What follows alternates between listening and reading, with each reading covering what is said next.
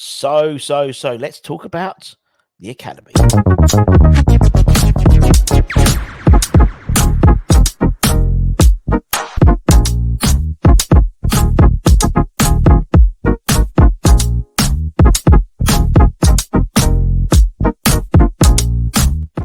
Yes, everybody, welcome to the Academy Show, the show dedicated just to the Academy. It's all about the Academy. It does what it says on the tin. We're going to be doing this every week, presenting a weekly show, going through basically everything to do with the Academy. It is what it is. We're going to talk about the loans. We're going to talk about any contract news, obviously the matches that were played. And also what we're going to do is, from next week onwards, is profile one player from the Academy.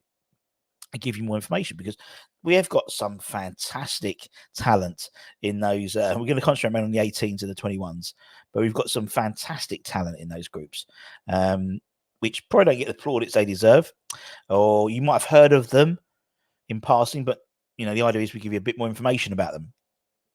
So I mean, maybe tomorrow, maybe next week we'll start with Jacob Knightbridge, the goalkeeper, who is a baller of a goalkeeper. So we'll talk about him and all that type of stuff. We've been watching a lot of Academy games this season, and there's really good, talented people there. So, and then what we'll do is probably get on the likes of Kenny and Mark and a lot of the under 18 coaches and 21s coaches, and talk about what's coming up and how well they're doing and development, and talking about some of the players and things like that, because it is such an important part of what we do in terms of the Academy of Football. Don't forget. So that's what we're going to do. So let's talk about contract news. Let's start off with the Academy news, and there was two major stories that broke last week. First one being West Ham announcing the first contract of his career of Ezra Mayers, the 17-year-old centre half, 18-year-old centre half.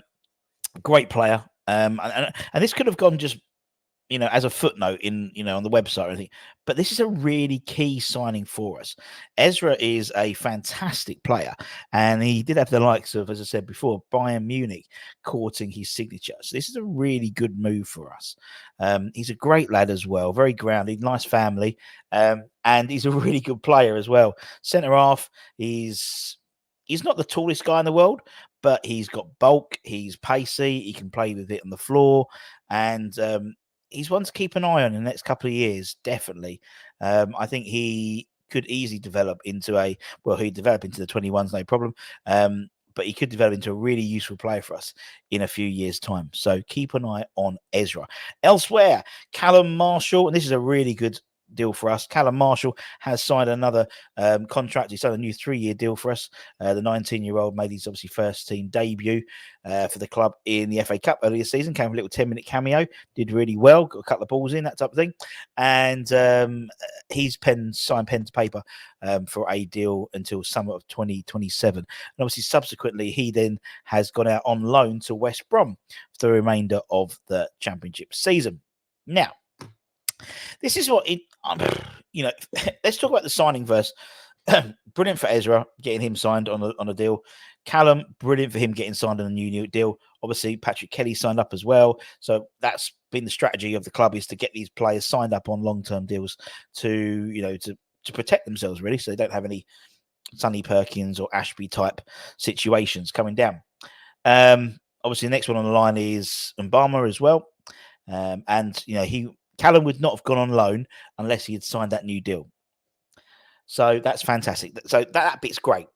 I'm not too sure about this Championship side move to West Brom. I'll be honest. I'll be perfectly honest. West Brom are currently 5th in the Championship, riding high. Obviously, he didn't play against them against Wolves because obviously he was cup tied because of the Bristol City game.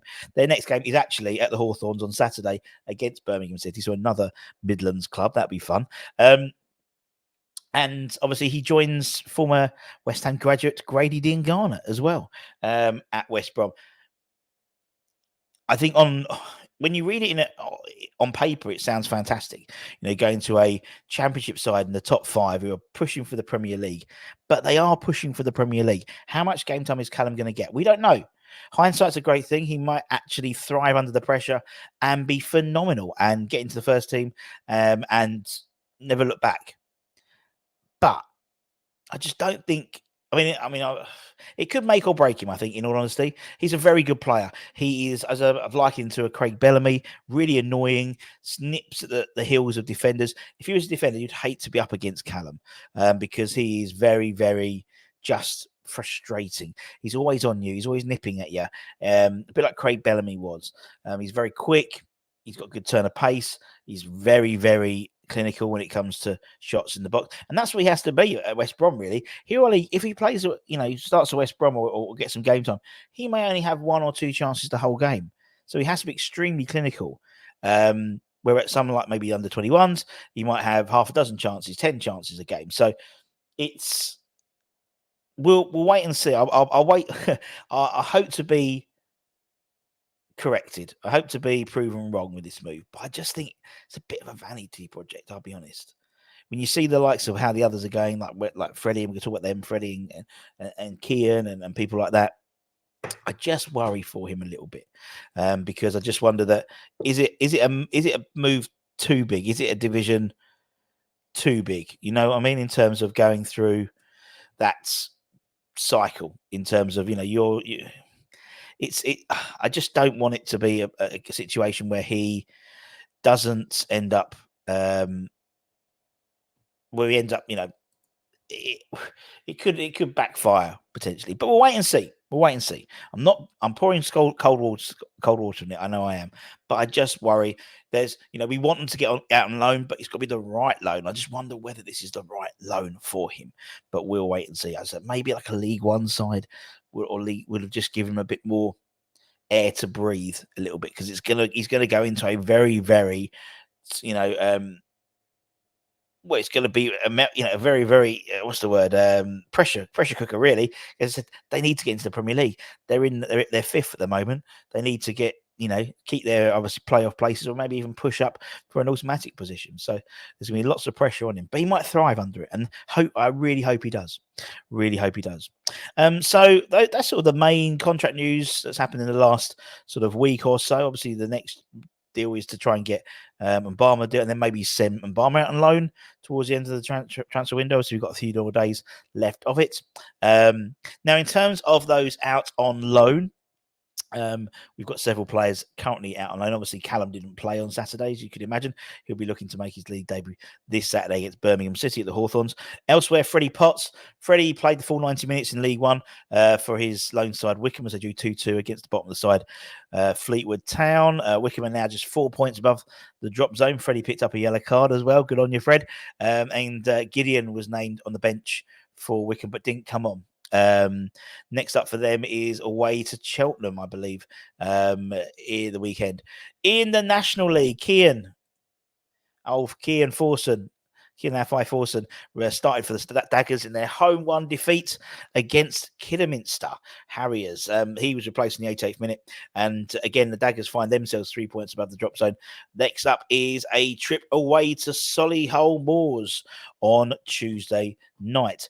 Elsewhere, Christian Heggie played the full 90 minutes for Den Bosch as they drew 0-0. He kept a clean sheet on Friday against Telstar.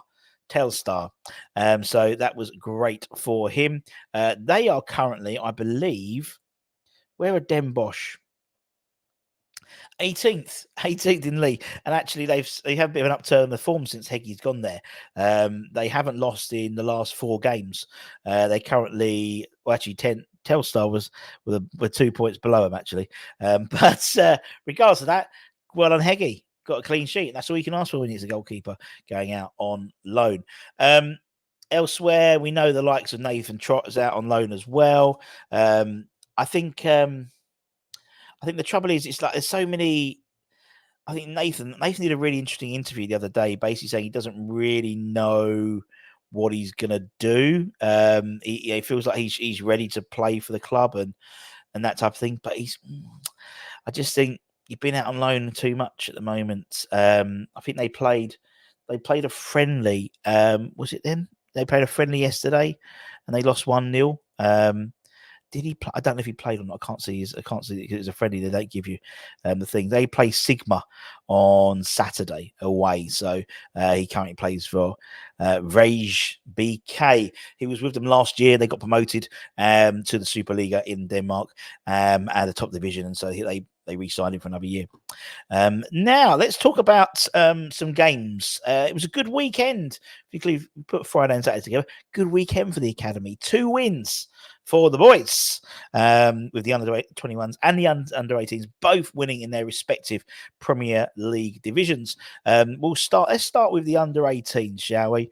Under 18s return to the top of the under 18 Premier League South Division, following a comprehensive 3-0 win away over Reading. Sorry, not away. It was at Rush Green. I was there. 3-0 win over Reading on Saturday.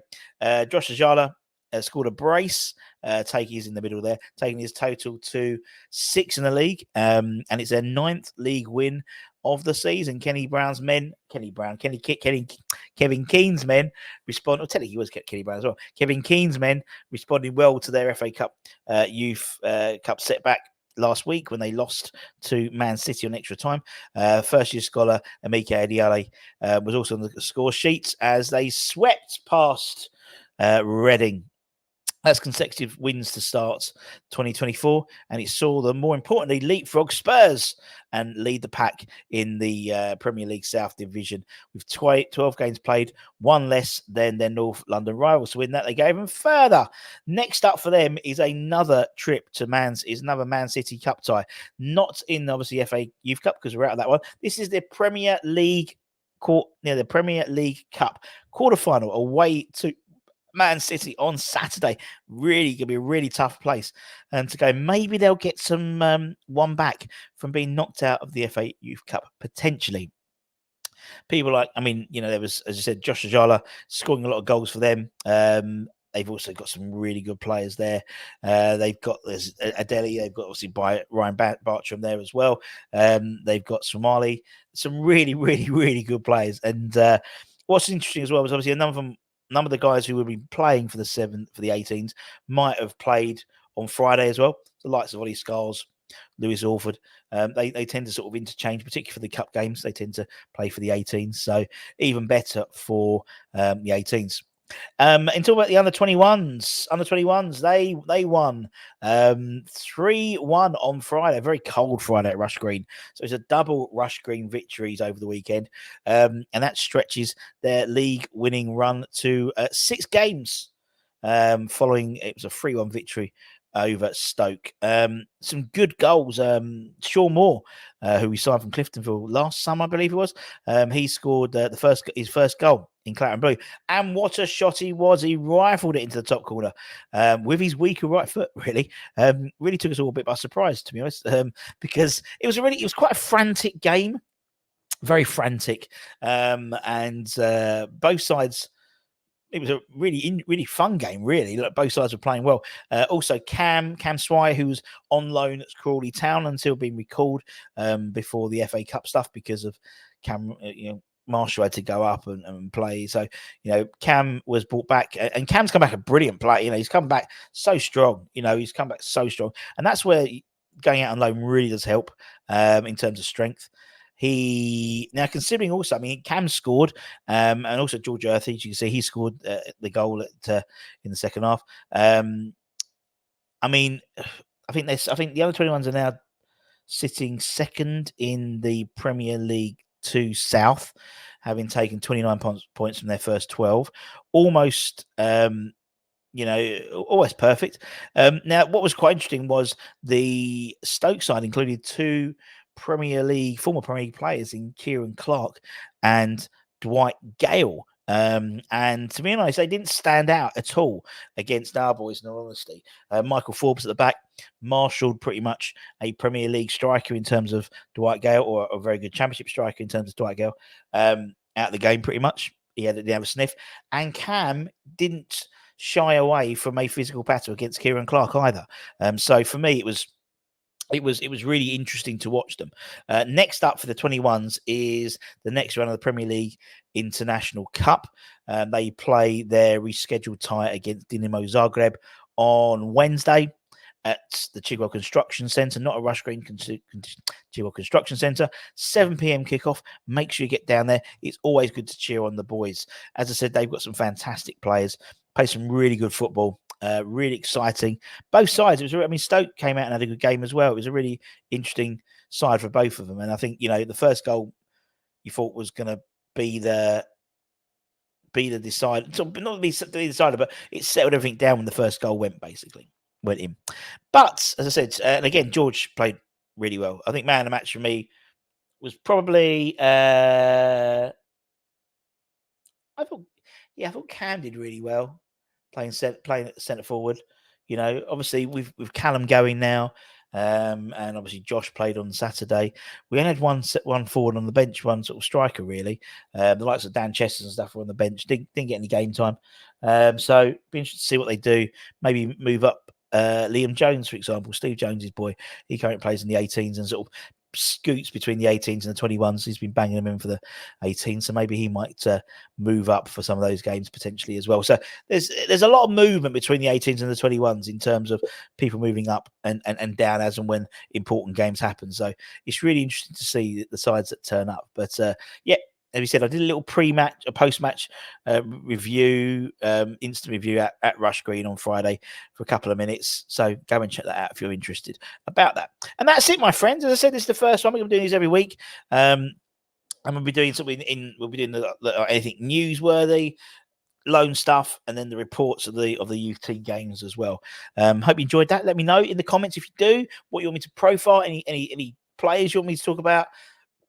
Otherwise I'll go through them as and when, as I see fit. But until then, take care, stay safe, stay warm, stay humble, keep the faith, and come on, you bloody Irons.